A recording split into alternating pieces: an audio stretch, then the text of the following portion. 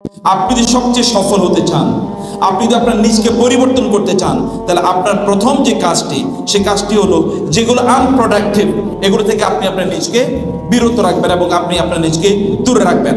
2 নম্বর কাজ হচ্ছে যে আপনারা যারা ছেলেরা আছেন এখানে, আপনারা সালাত আদায় করেন না এরকম কেউ আছেন এখানে? নামাজ পড়েন না এরকম কেউ আছেন এখানে? আচ্ছা, একজন মুসলিম কি নামাজ না পড়ে থাকতে পারে বলেন তো?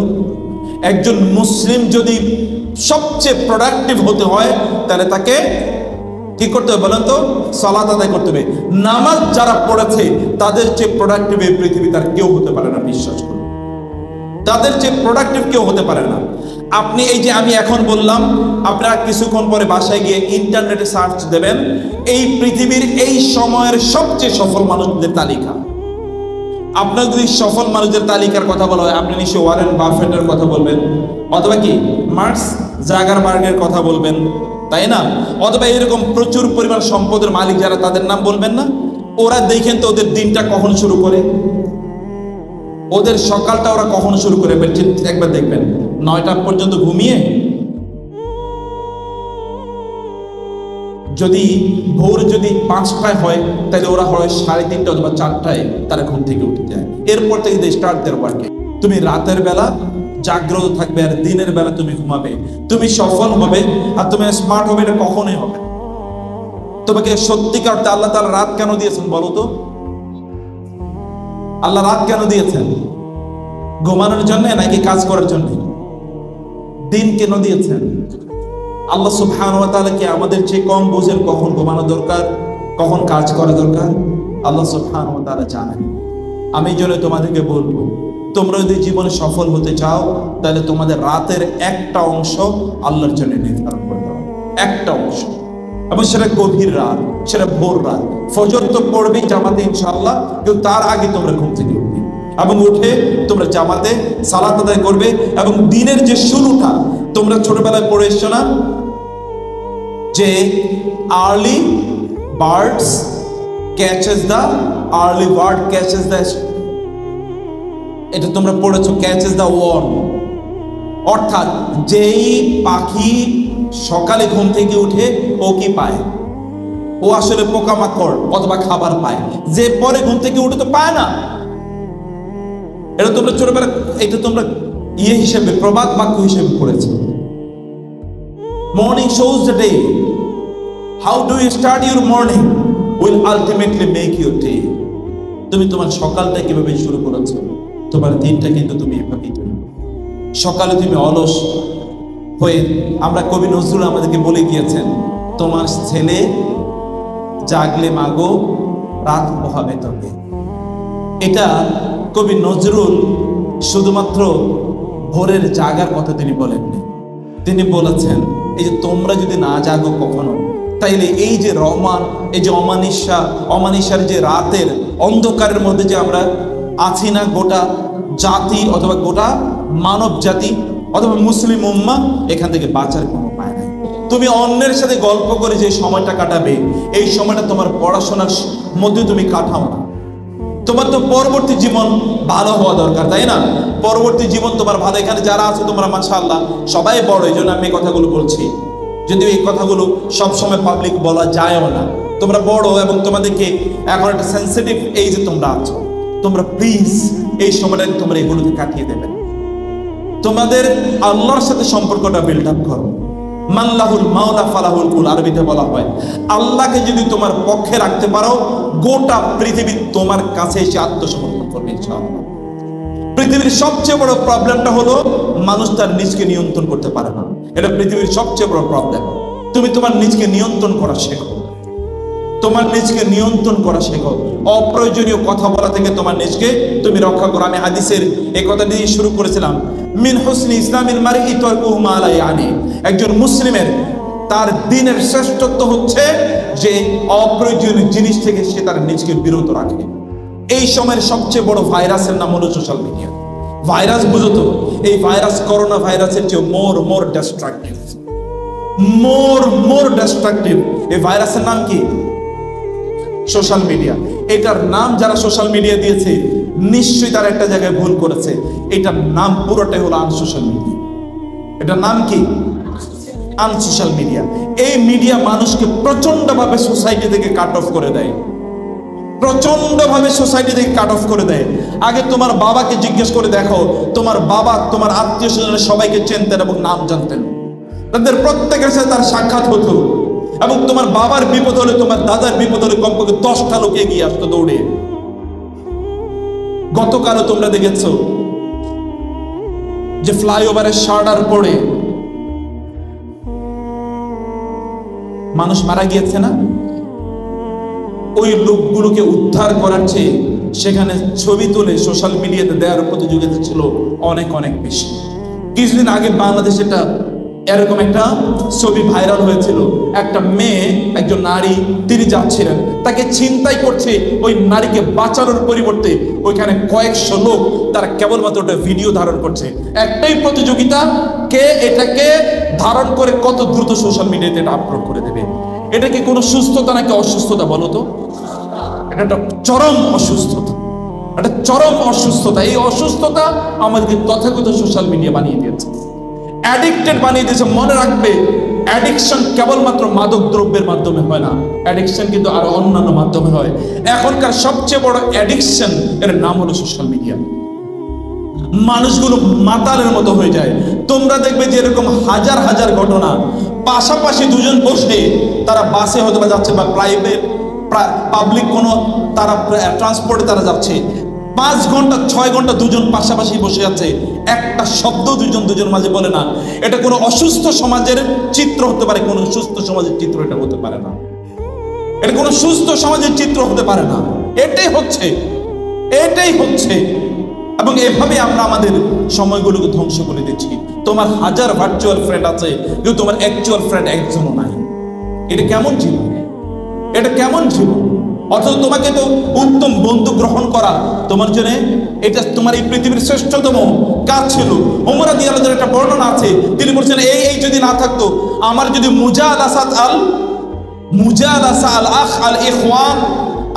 আমার যদি ভাই এমন গভীর বন্ধুত্বওয়ালা বন্ধুরা না থাকতো, ভাইয়েরা না থাকতো, তাহলে এই পৃথিবীতে আমার বেঁচে থাকার স্বাদ থাকতো না। তোমার এরকম কয়জন বন্ধু আছে যারা অ্যাকচুয়াল ফ্রেন্ড, তোমার বিপদে ওরা সত্যিকার অর্থে এগিয়ে যাবে? সব ভার্চুয়াল ফ্রেন্ড, এদের কারোই খবর নাই। এটা এমন একটা সমাজ, অথবা এটা একটা বিশাল বড় একটা অ্যাডিকশন আমাদের জন্য তৈরি করছে। এই অ্যাডিকশন থেকে বাঁচতে হবে তোমাদেরকে।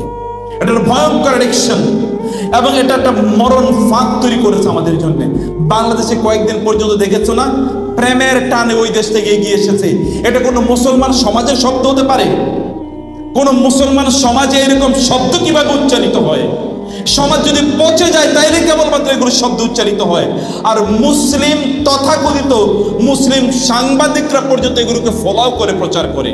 আবার অনেকে এটাকে নিয়ে তারা এগুলো কিনে মজা তারা দেখে, এবং এগুলো অসুস্থ একটা সংস্কৃতি সমাজে তৈরি করে দিচ্ছে। কোত্থেকে এগুলো আসলো? এই তথাকথিত সোশ্যাল মিডিয়া পরিবারগুলোকে ধ্বংস করে দিচ্ছে। পরিবারগুলোকে তোমরা বাংলাদেশের, তোমরা তো ছোট মানুষ, এখনো তোমরা অনেক কিছু জানো না। বাংলাদেশের পরিবারগুলো প্রায় বিধ্বস্ত অবস্থায় আছে এই সোশ্যাল মিডিয়া। বাংলাদেশের মতো একটা কনজারভেটিভ সোসাইটিতে সোশ্যাল মিডিয়া যদি এমন করতে পারে, তাহলে অন্য দেশগুলো যেখানে কোনো পারিবারিক কোনো বন্ধনই নাই, সেখানে কোনো ফ্যামিলি বন্ডিং নাই, ওই সমাজগুলোর অবস্থা কি বলো? সেগুলো আরো ধ্বংসের দ্বার প্রান্তে এগিয়ে গিয়েছে, সেগুলো ধ্বংসের দ্বার প্রান্তে চলে গেছে। এগুলোতে বাঁচার জন্য তোমাদেরকে সোশ্যাল মিডিয়া, এই আনসোশ্যাল মিডিয়া, এগুলো থেকে তোমাদেরকে দূরে থাকতে হবে। এই গোটা পৃথিবীকে অস্থির করে রাখছে এই তথাকথিত সোশ্যাল মিডিয়া। বিশ্বাস করো, গোটা পৃথিবীকে অস্থির করে রাখছে। এত মিথ্যাচার কেবলমাত্র সোশ্যাল মিডিয়ার মাধ্যমে ছড়ায়, কেবলমাত্র সোশ্যাল মিডিয়ার মাধ্যমে ছড়ায়। আচ্ছা, সোশ্যাল মিডিয়ার এত সংবাদ জেনে তোমার লাভ কি? তুমি তো তোমার নিজের ব্যাপারেই জানো না। সক্রেটিস নাকি বলেছে নো দাই সেলফ। এটা সক্রেটিস বলেছে না কে বলেছে আমার জানা দরকার নাই। আল্লাহ সুবহানাহু বলেছেন তুমি তোমার নিজের ব্যাপারে, অফি আনফুসিকুম, তোমার নিজের ব্যাপারে তুমি চিন্তা করো। আমার নিজের ব্যাপারে আমি কখনো চিন্তা করেছি? আল্লাহ সুবহানাহু ওয়া তাআলা বলেছেন ইয়া আইয়ুহাল ইনসান মা গাররাকা বিরাব্বিকাল কারীম আল্লাযী খালাকাকা ফাসাওয়াকা ফাআদালাক ফালইয়ানজুরিল ইনসানু মিম্মা খুলিক খুলিকা মিম্মাইন দাফিক ইয়াখরুজু মিন বাইনিস সুলবি ওয়াত তারাইব। আল্লাহ তাআলা বলেছেন মানুষ তার নিজের সৃষ্টি সম্পর্কে চিন্তা করা দরকার, তাকে আমি কি থেকে সৃষ্টি করেছি। আমি তাকে কি থেকে সৃষ্টি করি? তুমি তো তোমার নিজেরই জানো না। তুমি গোটা পৃথিবী জেনে তোমার লাভ কি? অন্য কোথায় কি হচ্ছে না হচ্ছে এটা জেনে তোমার লাভ নাই। তোমার পূর্বপুরুষদেরকে, তোমার দাদা যদি বেঁচে থাকে, দাদি যদি বেঁচে থাকে, নানা বেঁচে থাকলে, নানি বেঁচে থাকলে তাদেরকে একবার জিজ্ঞেস করে দেখো তাদের লাইফটা কেমন গিয়েছে। তারা প্রচন্ড শান্তির মধ্যে, প্রশান্তির মধ্যে তারা কাটিয়েছে। কিন্তু এখন কোনো শান্তি নাই, প্রশান্তি নাই, শান্তি নাই, প্রশান্তি নাই। কয়েকদিন আগে তোমরা দেখেছো একটি ছেলে একজন মহিলাকে বিয়ে করেছে, মহিলার বয়স 40, ছেলের বয়স 20 বা 25, এবং সর্বশেষ ওই নারী আত্মহত্যা করেছে। এগুলো তোমরা শুনেছো না সোশ্যাল মিডিয়া? আচ্ছা, কেউ কি একজন তার চেয়ে একটু বেশি বয়সের কাউকে বিয়ে করতে পারে না? এটাকে ইসলাম নিষিদ্ধ করেছে। রাসূলুল্লাহ সাল্লাল্লাহু আলাইহি ওয়াসাল্লাম যখন খাদিজাকে বিয়ে করে রাদিয়াল্লাহু তাআলা আনহা, তখন অধিকাংশ বর্ণনার মধ্যে খাদিজা রাদিয়াল্লাহু তাআলার বয়স তখন 40। এই বক্তব্যে ডিবেট আছে। এখন আধুনিক অনেক তথাকথিত অনেক স্কলাররা, তারা বিভিন্ন স্কলার এটা বলতে চায় যে না, বয়সের এইজ গ্যাপ এত বেশি ছিল না। এইজ গ্যাপ এত বেশি না থাকলেও খাদিজাতুল কুবরা রাদিয়াল্লাহু তাআলা আনহার বয়স রাসূলুল্লাহ সাল্লাল্লাহু আলাইহি ওয়াসাল্লামের চেয়ে বেশি ছিল। 15 না হলেও বেশি ছিল, এই ব্যাপারে কোনো দ্বিমত নাই। রাসূলুল্লাহ সাল্লাল্লাহু আলাইহি ওয়াসাল্লাম যদি তার চেয়ে বেশি বয়সের একজন নারীকে বিয়ে করতে পারেন, যিনি এর আগে তার স্বামী মারা গিয়েছেন, এরকম একজন নারী তার আগে বিয়ে হয়েছে অথচ তিনি তখন বিয়ে করেন নাই, তাহলে এটা কি সমাজে কোনো স্টিগমা? এটা কি কোনো অপরাধ নাকি? এটা নিয়ে কেন ট্রল করতে হবে, অথবা এটা নিয়ে কেন তাকে বিপদে থাকতে হবে এবং শেষ পর্যন্ত তাকে আত্মহত্যাও করা লাগে? এটা কেমন সমাজ? এই সোশ্যাল মিডিয়া গোটা সমাজটাকে অস্থির করে দিয়েছে। এই মিডিয়ার পার্ট তোমার হওয়া দরকার নেই প্লিজ। তার মানে কি তুমি মিডিয়ার পার্ট হবে না? সোশ্যাল মিডিয়াকে তুমি নিয়ন্ত্রণ করবে না? করবে, করবে, অবশ্যই করবে। তা কি জন্যে? তা তোমার কল্যাণের জন্য। For the sake of, for example spreading Islam, আমরা সোশ্যাল মিডিয়া ব্যবহার করি। কিন্তু আমি তোমাদেরকে এখানে যারা আছো তোমাদেরকে আমি বলে যাই, আর বলা হয়, আরবরা বলে ইউরাফুর রাজুল বিসাদিকিহি, ইংরেজিতে বলা হয় a man is known by the company he keeps. তোমার বন্ধুদের মাধ্যমে তুমি পরিচিত হবে। আমি তোমাদেরকে বলি, তোমাদের ফেসবুকের প্রোফাইলটা আমাকে বলে দিও, একবার বলো, আমি প্রোফাইলটা দেখে বলে দেবো তুমি কেমন চরিত্রের মানুষ। আর কিচ্ছু বলা লাগবে না আমাকে। তুমি গত 20 দিন তোমার ফেসবুকে কি লিখেছো, কি বলেছো, এটাই বলে দাও what sort of personality you are. তুমি কেমন মানুষ, কেমন ব্যক্তিত্ব, এটা তারই প্রমাণ করে। উগ্রবাদীদের ফেসবুকে দেখবে উগ্র কথা বলছে, রাজনীতিবিদের ফেসবুকে গেলে তুমি রাজনীতি দেখবা, যে সিনেমা নাটক করে ওইখানে তার ওইটাই তুমি দেখতে পাবা, যে অশ্লীলতা করে ওর ফেসবুকে ওটাই প্রমোটেড হয়, আর যে দিনের কথা বলে তার ওইখানে কেবল দিনের কথা, কেবল কোরআনের কথা, হাদিসের কথা। অর্থাৎ তার ফেসবুকটা তার চরিত্র কিনা বলো তো? তার ফেসবুকটা তার ফেস, বুক না থাকলেও ফেস আছে। এখনকার ছাত্রদের মধ্যে একটাই আছে, ওরা বুক হারিয়ে ফেলছে, এখন শুধুমাত্র ফেসবুক নিয়ে আসে না এরকম। এখন বই বাদ, এখন শুধু ফেসবুক, বুক একটাই, তা হলো ফেসবুক। এটা না লাগে কোনো টেবিল, না লাগে কি কোনো কলম, কেবল একটা স্মার্টফোন থাকলেই চলে, আর কিছু লাগে না। এইরকম ফেসবুক তোমাদের দরকার নাই। মেক ইউর ফেস রিয়েল বুক। তোমার ফেসটাকে সত্যিকার অর্থে তোমরা বই বানাও।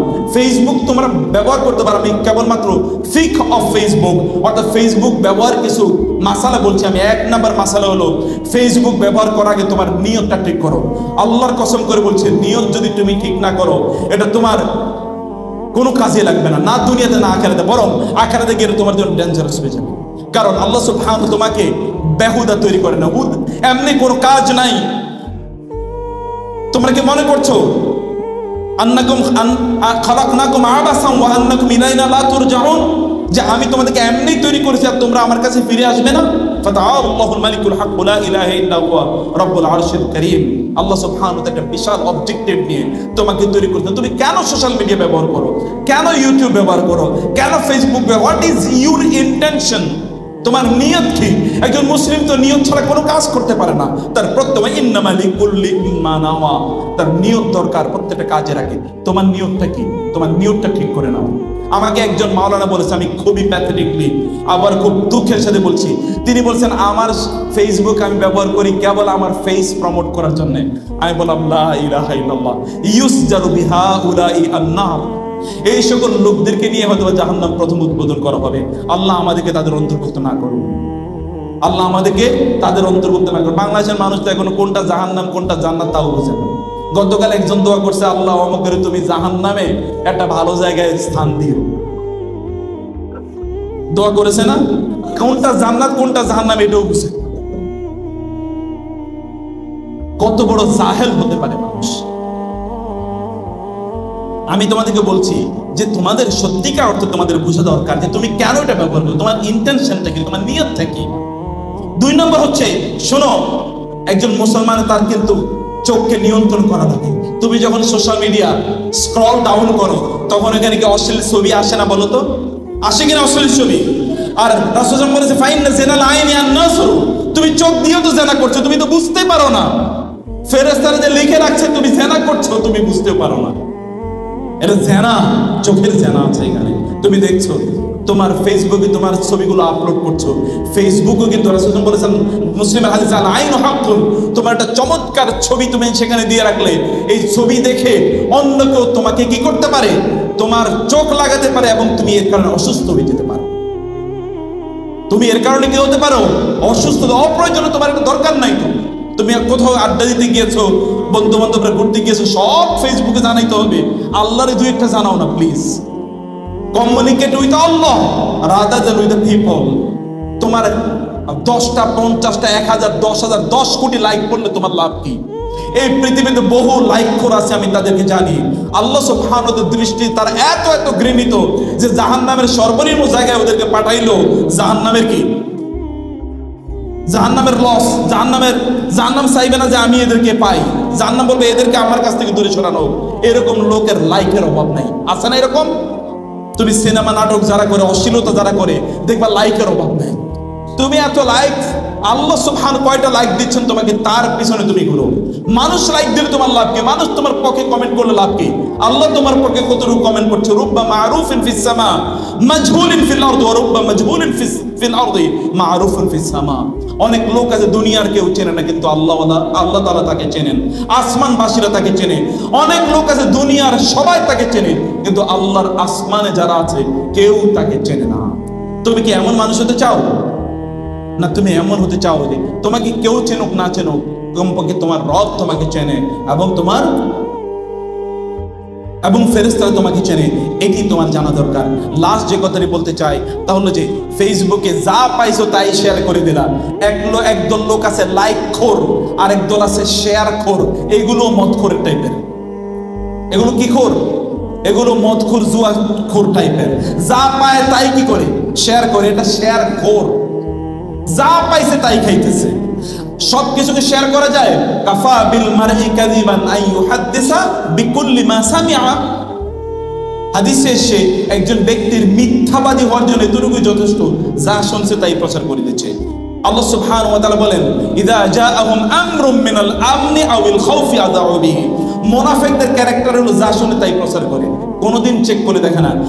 আল্লাহ সুবহানাহু ওয়া তাআলা বলেন যখন তোমাদের কাছে এমন কেউ আসে, বিনাবাইন ইযা জাআকুম ফাসিকুম বিনাবাইন ফাতাবায়ানু, তোমাদের দায়িত্ব হলো এগুলো তোমরা খবর নেওয়া, যে কে কি বলছে না বলছে, সত্যিকার অর্থে ঠিক বলছে কিনা, সেগুলো তোমাদের বোঝা দরকার এবং জানা দরকার। ফেসবুককে তোমরা অন্যের সাথে হারাম, আমি লাস্ট আবারও তোমাদেরকে বলি, আমার এখানে আমার মেয়ে এবং ছেলেদের তুল্য তোমরা প্লিজ এই সোশ্যাল মিডিয়াকে তোমরা হারাম কাজে ব্যবহার করো না। হারাম রিলেশন তৈরি করার জন্য তোমরা এটাকে ব্যবহার করো না প্লিজ। অপ্রয়োজনীয় কথা বলার জন্য এটা ব্যবহার করো। ফেসবুকে তোমার মনে কষ্ট, ফেসবুকে একটা পোস্ট দিলা, এই পোস্ট কাকে তুমি শুনে দাও? মহান আল্লাহ যদি তোমার উপর অসন্তুষ্ট হয়ে যান, তুমি আমাকে বলে না, এটাও কিন্তু শিরক হতে পারে। আমি বলে গেলাম, এখানে বড় শেখ বসে আছেন।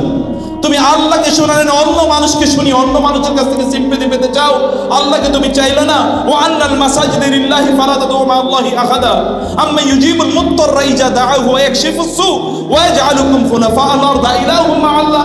আল্লাহ ছাড়া তুমি কার সাহায্য চাও? সাহায্য তো করবেন তোমাকে আল্লাহ। তোমার কষ্টের কথা তুমি আল্লাহকে বলতে পারলে না? তুমি আল্লাহকে বলার আগে অন্য কাউকে বলো।